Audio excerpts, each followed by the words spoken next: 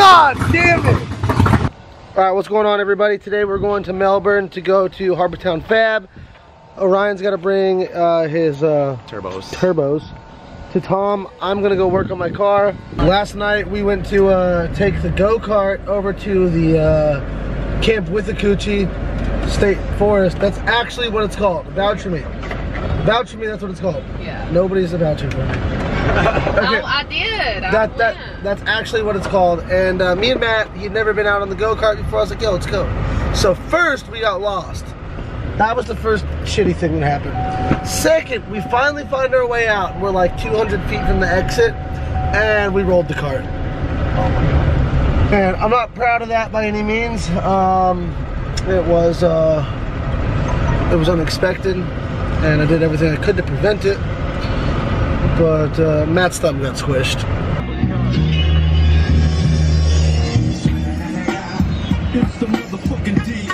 Clout, dog. Now it's unamused.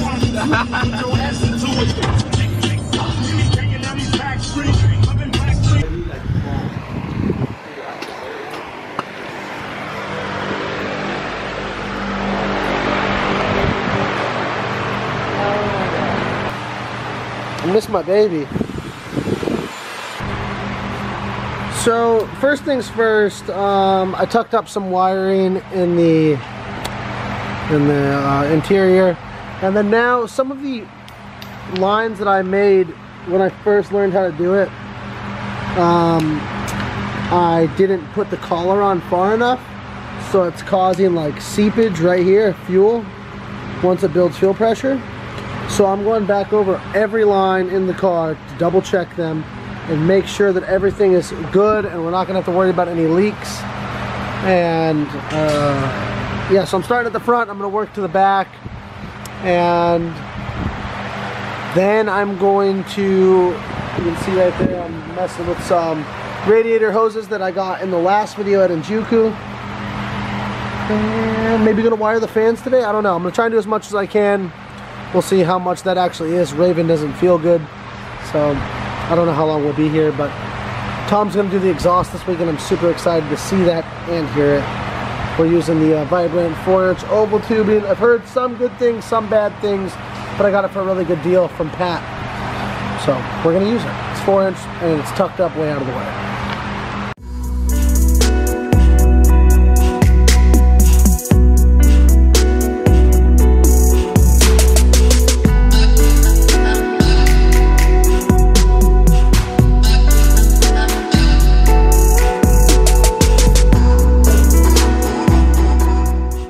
Almost got the fuel lines all buttoned back up. Just gotta do one more and we're all good to go. Alright, so the front lines are done.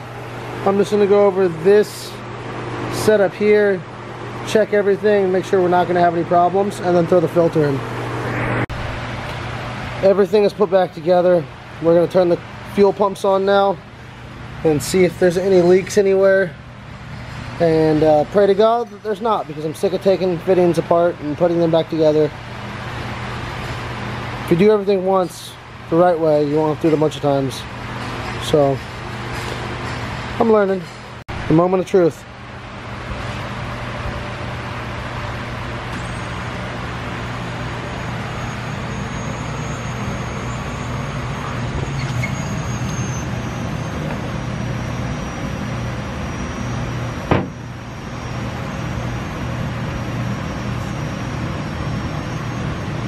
I don't see any leaks. Nothing yet. Hold on, leave it on though. Check the front.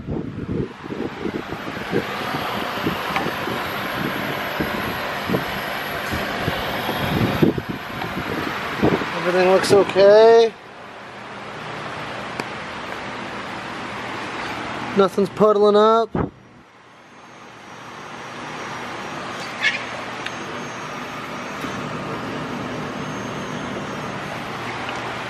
Well, I think we're good, dude. Alright, next on the agenda is to finalize the reservoirs for the pedals and the hoses that go to the master cylinders. and also coil up that clutch line there. So I ran the hoses through. They come in back there behind the pedal, the clutch pedal, so I gotta zip tie those up, and then they just run here to the masters. So it's pretty simple, not as tough as I thought. The only thing is, on top of those caps on the masters there, there's supposed to be a clamp, and I don't know if I'm able to fit them in there, but I'm gonna try my best.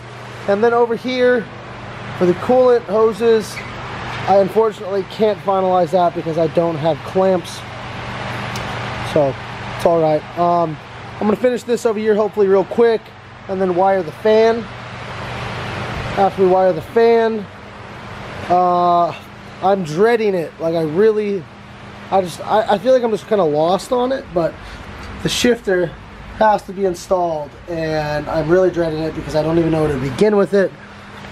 And Tom's busy, so I don't want to bug him, but I wish I knew exactly what I needed to do to get that in there, because that's really, like, technically the last piece I need to make this car drive is having a shifter. Like, brakes are cool, but it could go forward and back up without brakes because I have a handbrake. It's all bled. So I'm just gonna keep plugging away, and then hopefully when Tom's done I can get him to maybe jump on the shifter. He's still got to do the bash bars and exhaust and hood pins, but yeah. Oh, and the serpentine belt's not on because the alignment of the pulleys is a little off. I can't remember which way. I think the power steering pulley needs to go in a little bit more, and if you look in there, you can't really see, there's room for it to move, so we're gonna put that on there more, and hopefully it'll line up, because when we were starting the car and it was cranking over, the pulley was coming off.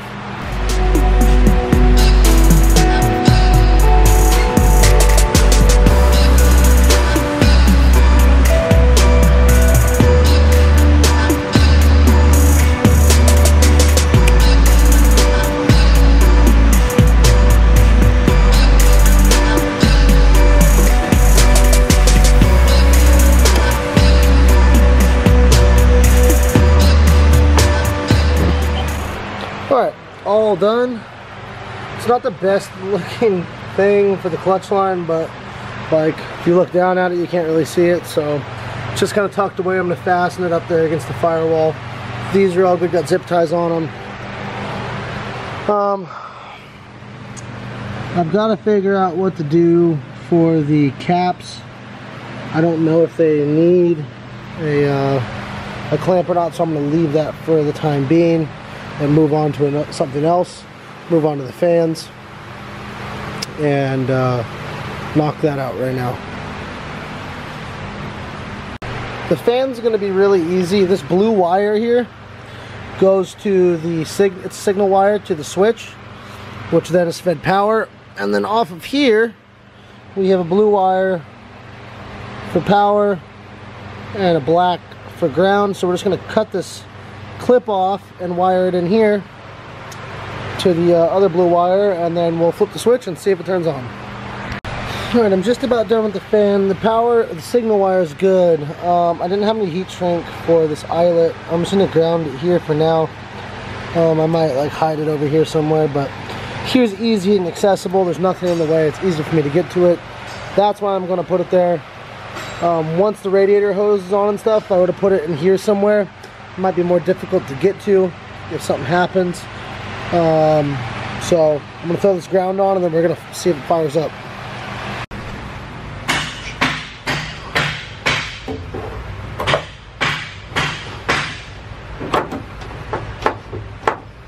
There we go. Kill switch.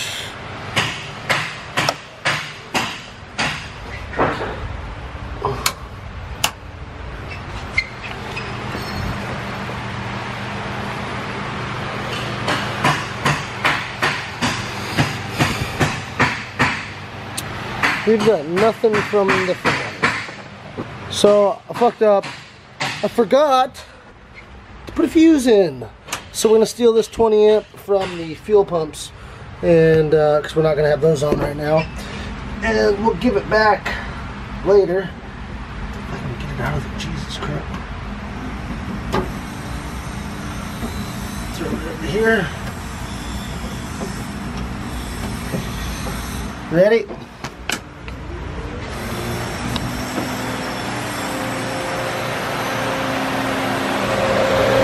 There's our fan. Oh shit, this thing is fast. One major thing that could have been catastrophic and could have caused a blown engine was when we were doing this, we had worked for about 13 hours straight and we were very tired, and I really wanted to start this thing for you guys, and that was my main concern. Now if you look here on the oil filter relocation kit from Canton, there's some blue dots on here. Now these blue dots were supposed to be our feed oil line. That is the return back to engine oil line, and the line that's hooked up to that is the feed, which could have caused a blown motor. I mean, we fired it up for 3 seconds, everything's fine, everything's good. We're going to switch the lines right now, we're going to fire this thing up tonight, and we're going to watch for oil pressure. That could have been very bad. So I'm glad that we caught it quick, and everything's okay.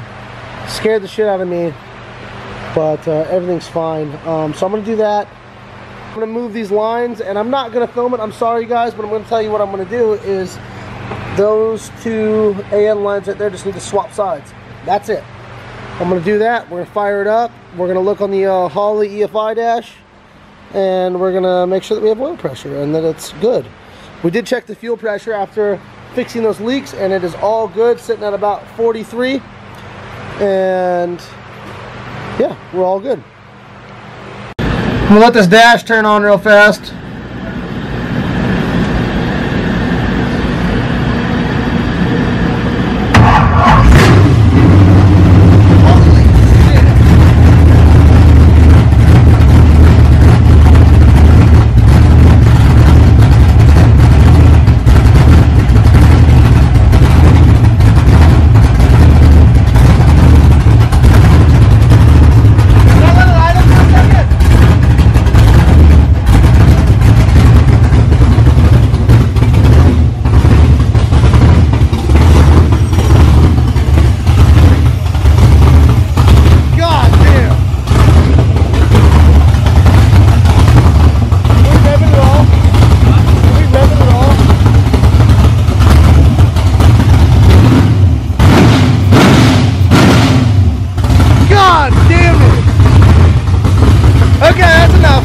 Well, there was the startup video, but this startup was a lot better. You could really hear the loop on the cam. You could hear the throttle body open up, and we had perfect oil pressure. So that's awesome, and I don't think I'll ever start this thing and not smile and just be so excited. Hearing it like really like, I think Tom probably opened up the throttle body about 15%.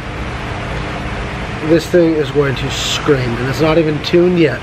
It's so crazy. Well, in the middle of filming today's video, my camera died. Very unfortunate, but not before the car started, idled, revved with about 15% throttle.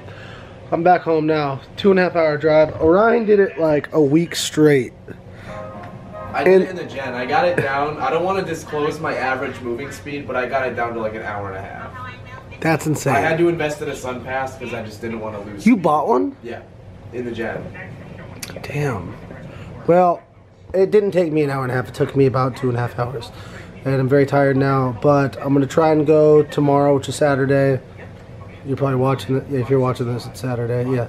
So I'll be there all day Saturday, all day Sunday. And there's a slight chance that it might come home, might not. If I can get some help. Dude, I gotta fix my truck, man. And I got you. Damien's got my bag. And it's not even like that I really need help. It's just like it's more fun to work on your car when you and a homie are doing it. You know what I'm saying? Like, it's not. Especially when like something small goes wrong, you have like that extra idea. Like. Yeah. So it's just more fun to work on your car with your homies, and yeah, I think Tom's gonna bust out an exhaust, maybe a couple bash bars, maybe nothing. I'm not sure yet. We'll see. He's very busy, and obviously customers' work is priority, and I just want to drive my car. That's really it. Just want to drive my car, and I want to do a burnout. And my car sounds crazy. I'm in love with it. And I don't know why I didn't do a V8 sooner. Do yourselves a favor and get yourself a shirt, get yourself some sunglasses, and get yourself a lanyard. I'm working on a Carlos shirt right now. Carlos, come here. Come here, girls. Here, throw me a chicken nugget. Carlos, come on. Ready? Oh, you blew it. The video, Peace. dude.